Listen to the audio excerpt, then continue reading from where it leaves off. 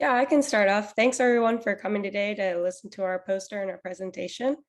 Um, so hours of drone footage creates thousands of frames, right? And without a tool that can select the best images, sorting through these manually can be really time consuming. By training a CNN model to pick the best plant and animal images for us, this model can be utilized for rapid biodiversity logging.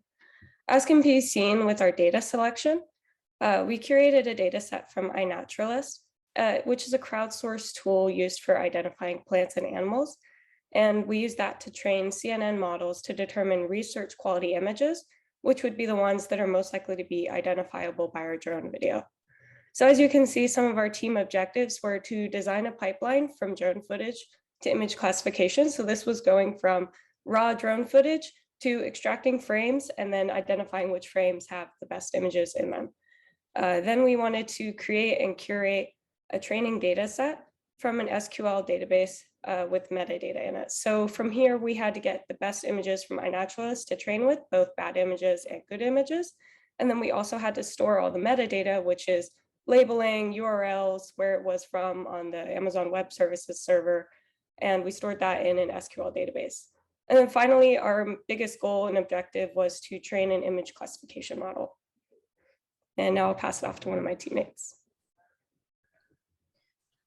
So the data used here is the input data is from the drone footage, and also we have used the iNaturalist images from these crowdsourced platform. So our goal was to identify these images into two different data classes. One is research grade and second is needs ID. So the research grade images, as you can see, they are identifiable images, whereas needs ID are not a it's difficult to classify these images or difficult to identify these images. So as you can see in the pipeline, the input is drone footage, and we have also used iNaturalist images here. Uh, the second step is image extraction. So from the drone footage, we extract the image frames which we find that these are identifiable. Then we input it into a training model. Then these images are classified into research grade and needs ID. So the models we used were Keras.io, which we have trained it with a small data sets of thousands of images, 1,000 to 2,000 images. Next, we have figured out image quality using brisk technique. And lastly, we have used CNN for image classification.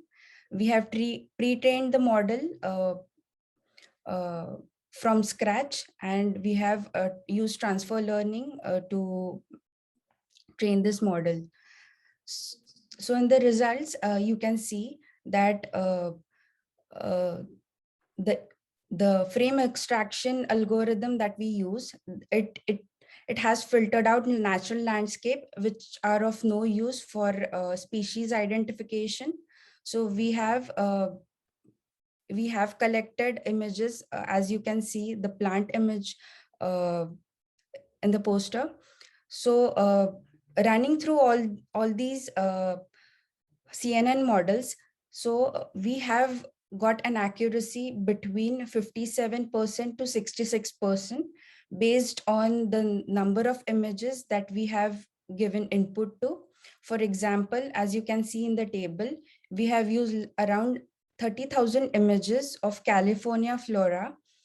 So we got 66% accuracy for after 5 epochs, and around 200,000 images which had all the organisms. So after 6 epochs, we got around 57% accuracy. Now I'll pass it on to Larry.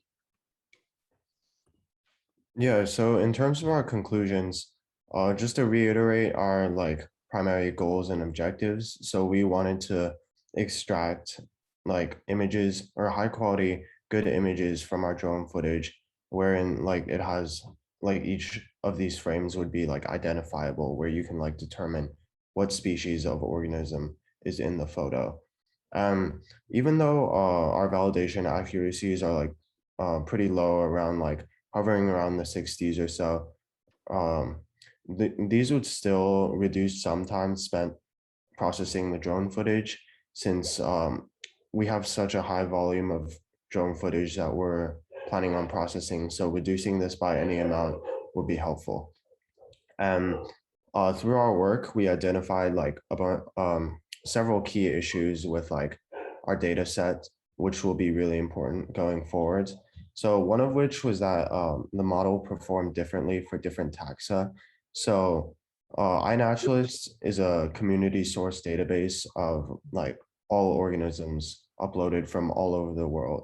So if you think about it, the criteria for being able to identify different organisms is probably very different.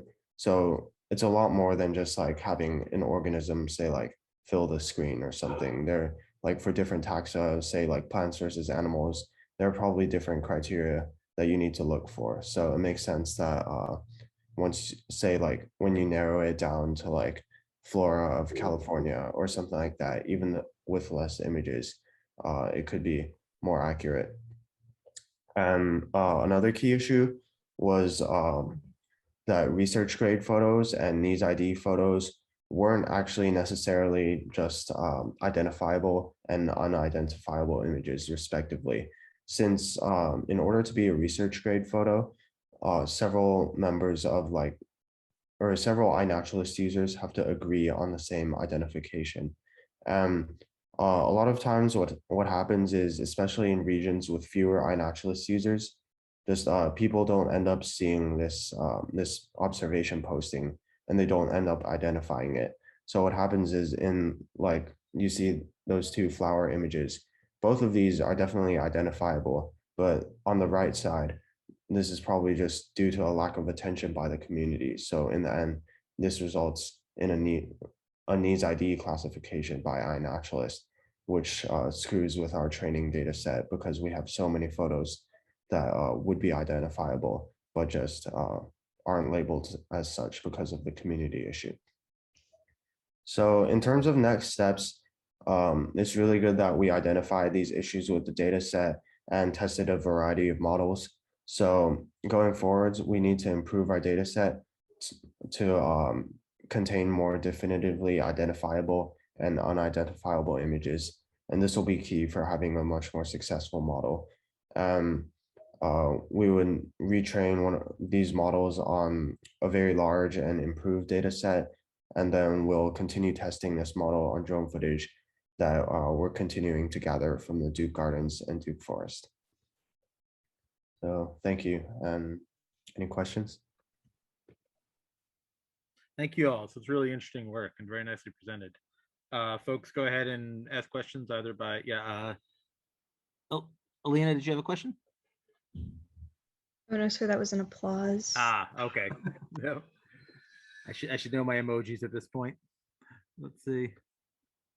Yeah, nice job, everyone. Anyone have any questions?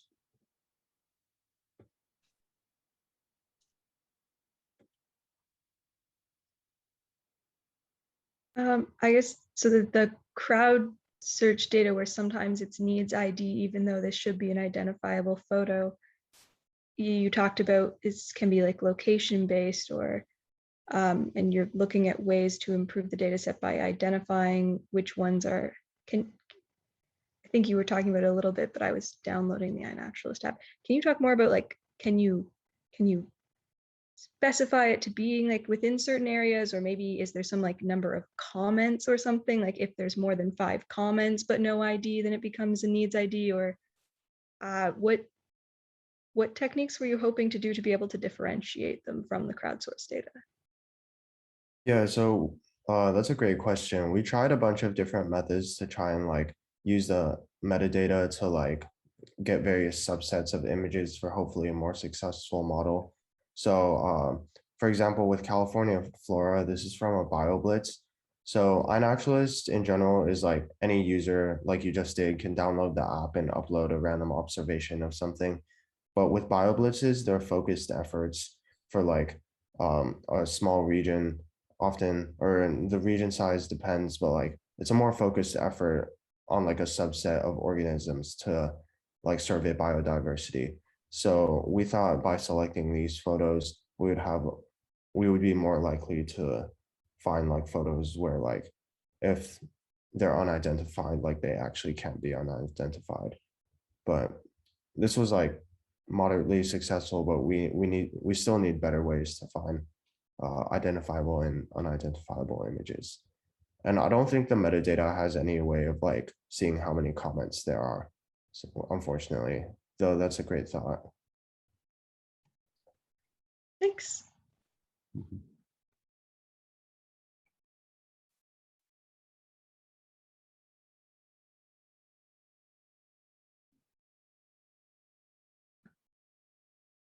I'd like to make a comment if there's no other Yeah, question. please jump ahead. So one of the things, I think the students sort of touched on it, but one of the big problems we face here is the number of images we get from drone video footage is just phenomenal, right? We just have enormous, and people have had this problem with camera traps already, where they set a camera trap out in the forest and just going through the camera trap data, which is still images taken with big spaces between them, they have trouble with that. And we are actually getting, we plan in the XPRIZE to go out and have like a bunch of drones going for 24 hours collecting data. We're just going to have, so many images, and there's just no way we'll be able to process it and get it. And we want to use iNaturalist actually to do the identification. So what we're hoping to do is to have a tool like this to at least help us filter. And so I think in a way, this is actually quite successful in that we have something that does better than us sitting there and looking at every frame of a video of 1,000 hours of video, or just decimating it and taking every 100th frame. We might miss something. So in a way, I wasn't expecting it to be perfect. And I'm hoping that actually the tool will get some testing in the near future and in my classes that I'm teaching this semester. And we might actually have a pipeline that works. So, and I know early on you guys had really bad results.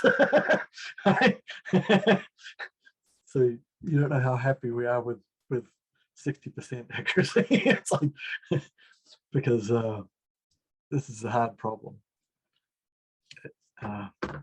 So can I ask, and apologies if this was clear earlier,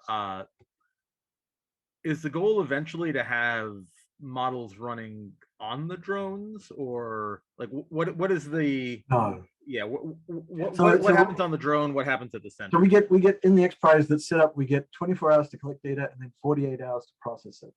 Okay. And so we can actually get all that data back, and then we can get on the cloud and use Amazon Web Services or whatever we want to do. Have machines there to process the data.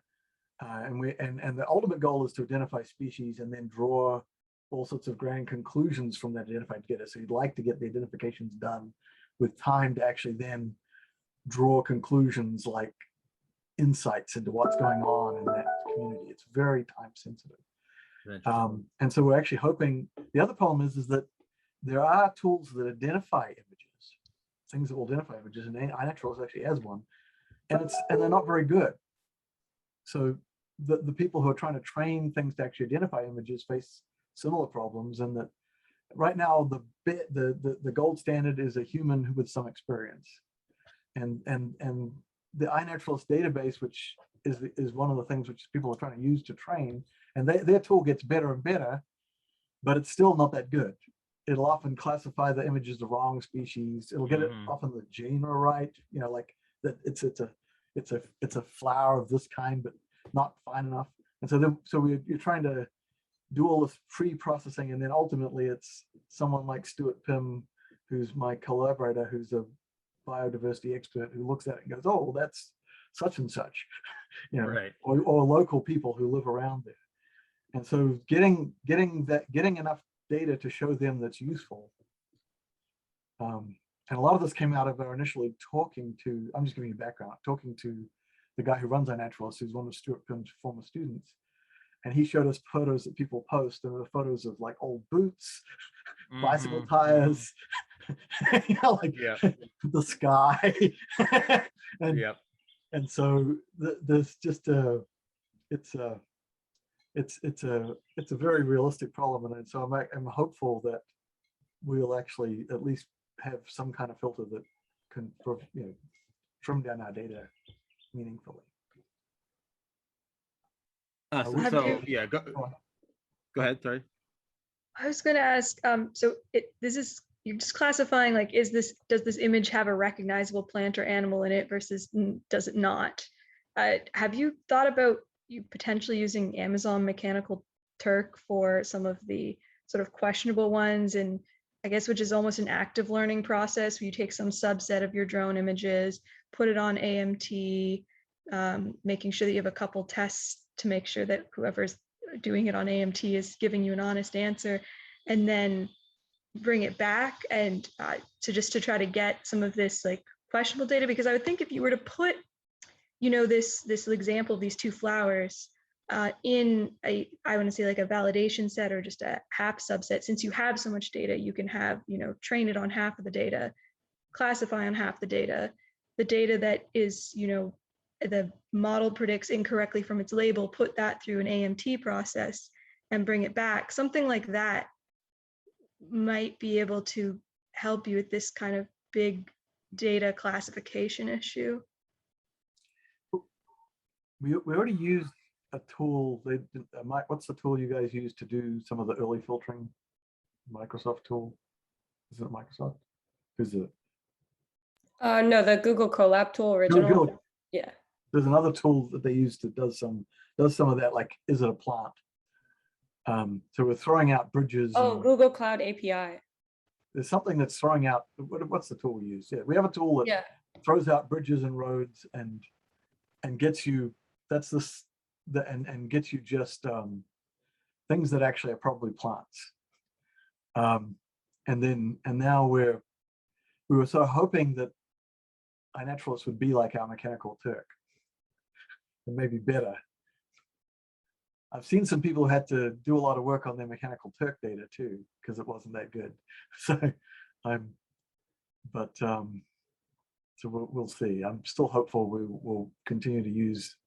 So iNaturalist actually has a lot more than this images. It's got about 30 million images, but we just haven't been able to get them all running yet. So we'll see. But at this point, we have something we can test on some videos and see if that works. See if it helps cut down.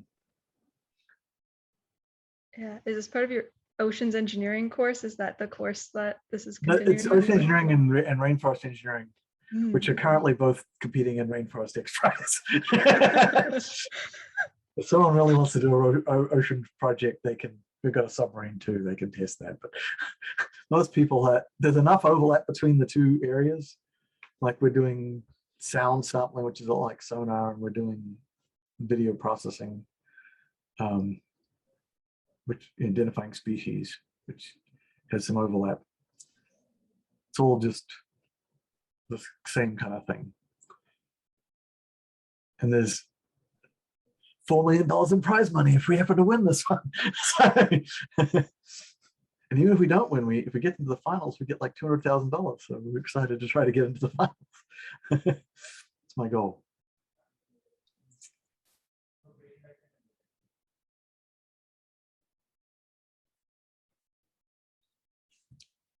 So will any of the students want to sort of share a little narrative about, to show your learning experience? Like, which of these tools did you know beforehand? What did you learn along the way? Like, what did the process look like? Anything like that? Yeah, I'd love to share. Sorry if you can hear noise in the background. Oh, no. Oh yeah, hopefully it's not too loud. Now we can. This is especially for myself, I was pretty unfamiliar with machine learning before this project. I had worked with the Rainforest XPRIZE as a volunteer, so I kind of knew like what we were doing going into it. but I didn't know like the mechanics of, how to start doing things. So it was a really great learning process for me in the sense of I learned how to run a Python script by one of the other students that does frame extraction, and I started to understand that, which required me to then understand how Google Cloud API works, which is this thing that we use to filter out certain things within images. So Google Cloud API is actually a really great tool that I had never heard of before, where you can tell it to filter out all images that don't have a 90% content worth of like plants. So, Google Cloud API will run the image through itself. You have to like log in on your terminal, and then it checks out the image and says this has 99% flower in it, and then it'll keep the image. It puts a lot of tags on stuff. So that was a really great tool that I got to learn about. One of the other things I really enjoyed was Brisk. We didn't end up really using Brisk, but it was really interesting to analyze. It's an image quality analysis tool. So basically, you can just give it an image on your computer, or do it through a program, and it gives it a score from 0 to 100, and that analyzes its quality. But that's for us, it didn't really work out because it's not necessarily like image quality, like content quality. It's just like pixel quality. So for us, all the drone images are in 4K. So those were super high. So they were like 5, which is, from 0 to 100, that's like super high quality. So that was a fun tool for me to learn about. I think the biggest thing I learned was how to use the CNN model, which is a convolutional neural net. I had never done anything like that before. It was really cool to get to see like immediate feedback when it's running. You get to see, what's going on in the epochs, see validation loss, validation accuracy, just kind of figuring out, how to use like cross entropy and like what's the right stuff to be putting into that model. We ran one from scratch, and we also ran stuff that was pre-trained. The from scratch one was pretty nasty. It started off at like 30% accuracy. So that was really fun to learn about. Those two things were a majority of what we were working on, and they're really interesting. A little tricky at times, but definitely interesting. Thank you. That's really helpful to hear. Anyone else want to share or questions? For me, like data science is a very new thing. So I was expecting to learn like really very basics of machine learning and so from this project. So I got to work on AWS SageMaker, Google Colab. So I got to know how the model is trained, especially the CNN ones. So yeah, it was a really great experience for me to learn very new things. Yeah, for me as well, this was great experience, like working with a bunch of different tools. And also I had never worked with SQL before, in addition to like all the like collab and machine learning stuff. So this was super helpful for me. And I feel like I learned a lot about the whole process as well. I heard this mentioned in some of the talks as well, but like the process ended up like, I guess it is data plus like data science, but it is like completely data focused. Like we spent a super long time just like trying different like combinations of data, like filtering the data. Not too much of the time was actually like throwing things into like the machine learning model in comparison. Like it was mostly, yeah, just cleaning the data. And Yep. yeah, also I'm studying biology. Like I'm most interested in ecology and stuff. And to work with like all this machine learning stuff, it's really helpful to see like all the different ways that you can apply it to like not just this project, but like a bunch of different like biological questions, which I'm sure will be like really helpful in the future. And like it has potential to like save a lot of time, and a lot of like man hours.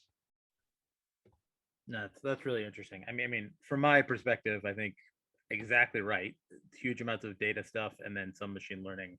I would say the next decade is going to see a huge explosion of the fields that think they want to use deep learning and machine learning and data science. And just knowing what you're doing and having some domain knowledge is going to help them make those decisions. And I think it's a big, complex, nuanced thing out there, sort of what works and what doesn't. Even down to, it's funny, like so much of this stuff seems like, okay, great, 70%, And then you hear discussions of folks in the aeronautics industry where they're like, well, how do we begin to certify that this automatic thing that identifies where the runway is works every time? Mhm. You know, what does that look like? What does software verification look like, so that we can begin to think of not having a human? And of course, we're going to have a human until we know what we're talking about, right? And so that's it's all very, very interesting.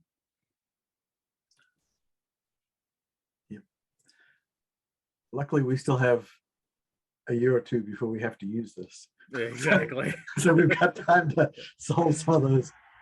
So you Yep. guys, all if you're still interested, talk to me. We're going to keep working on this, and there'll be other people joining us. In 2023, we're currently booking a trip to Costa Rica. Hopefully Oh wow. that works out. I mean, it's, you never know what's going to happen with all the COVID and everything, but we're we've put in a request for a site in Costa Rica, and they seem to be receptive. We've got to work. I'm just working out the details, and we have the money, I believe, to go. So we'll test it, and then the following year would be the first round of the actual XPRIZE in 2024. Would be the elimination round, which is the one, if you get through, you get $250,000. Hey. So we get some time to try these things out. And yesterday I was flying drones in the Lima Center, collecting yet more videos. Oh, that's very cool. So the scaring lemurs project. Yeah, hopefully they don't take one down. Yeah. We had one guy try. There was a male. I wasn't there when that happened, but there's one of the males got fairly aggressive with a drone, but he didn't get too close. Missy Cummings has a story about one of her drones is now part of a chimpanzee tribe. Oh wow. When she was in Africa. So anyway, yeah. So we're definitely trying to crank on it. I hope this will help us filter out images.